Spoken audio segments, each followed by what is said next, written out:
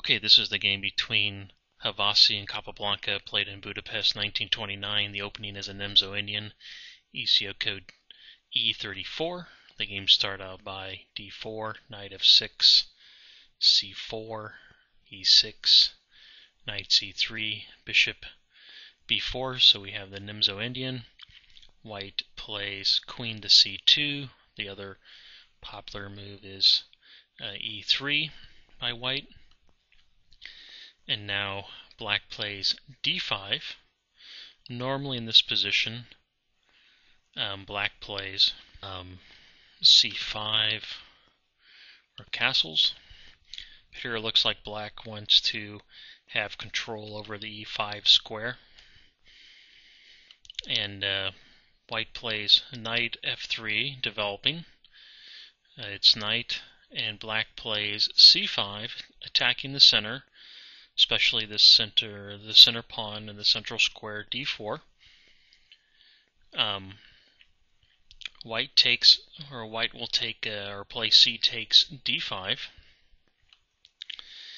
and then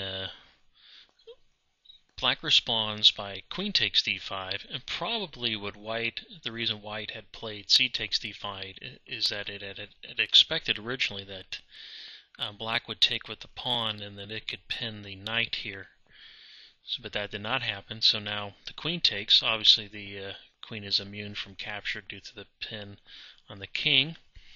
So now white plays a3, and obviously if black retreats the bishop, it's just going to lose the queen or a piece. So black is obligated to take the knight here with check, so bishop takes c3 check. And then normally in this position, the whole reason why white played queen to c2 was the capture. If black captured this knight, that it would just recapture the queen, that way not loosening up the pawn structure. But here white actually played b takes c3, probably so that way the queen could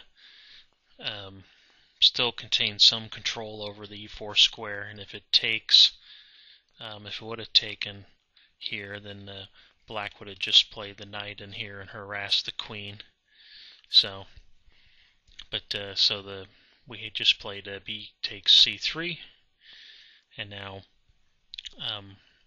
black plays knight to c6, intensifying the attack, threatening to win a pawn here on d4. So white plays e3 to shore up the pawn and to protect the pawn. Black castles. Bishop to e2, as we'll see further along or further down the road that white's going to play its bishop to here. So probably the reason why it was not played to d3. And then black takes c takes d4. And it probably would like to, white would probably like to capture e takes d4, but the problem then would be is that white would be left with a effectively a backwards pawn and an open file. But now white's going to have to capture c takes d4, and we see now that the pawn majority on the queen side is 2 against 1, so black's long-term goal is to create a pass pawn on the queen side.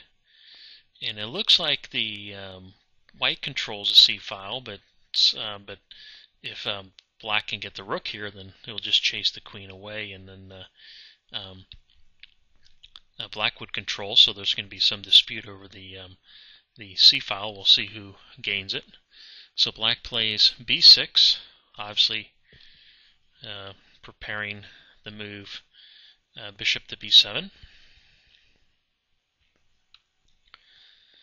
And now white plays knight to d2, with the real idea is that it's just going to play the bishop here. So it's just the knight's just moving out of the way. And now black plays bishop b7, white plays bishop to f3, attacking the queen, putting its bishop on the long diagonal. The queen is obligated to move, and obviously the knight is under attack twice, so the queen backs off to the d7 to where it can protect the knight. White castles, and now black plays rook on a to c8. The threat now is that black can take this pawn, winning this pawn, because that will expose attack against the queen, where the queen will have to move. So the queen, it's a good question of where the queen should go. Even I looked around. Obviously can't go in the queen file. Not too many good spots. The best candidates look to be these squares here, possibly even this square, but I'll just take that one off. These were the three that I looked at. I would go for one of these two squares. It's unsure which one. Later show that queen to d3 would have been better, but obviously it looks like white played the b1 to keep to have influence. Definitely, whoops, not like that, but have some influence along this diagonal, and then probably along this file. So now black plays knight a5, offering to exchange bishops, and white will oblige. You know, if we look at the position, black definitely stands better. It effectively controls the c file, or has a rook there. It has two pawns against one on the queen side.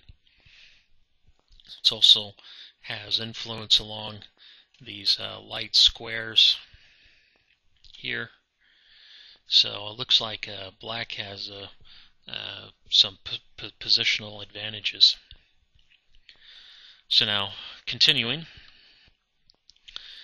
black will play bishop to b2, developing its bishop finally, and now a rook can come to c1.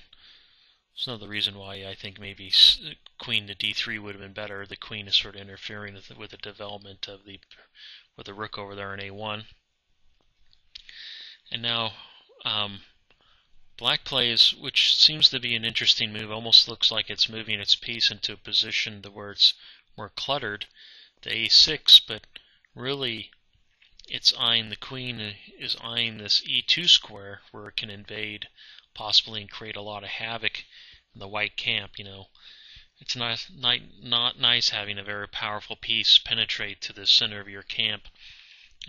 What it does there, it sort of begs for an attack by black, and also will affect how the white pieces are coordinated. So white will end up playing rook to e1, preventing the penetration to the e2 square. Now, let me show you what happens if you allow this penetration. What could happen to white?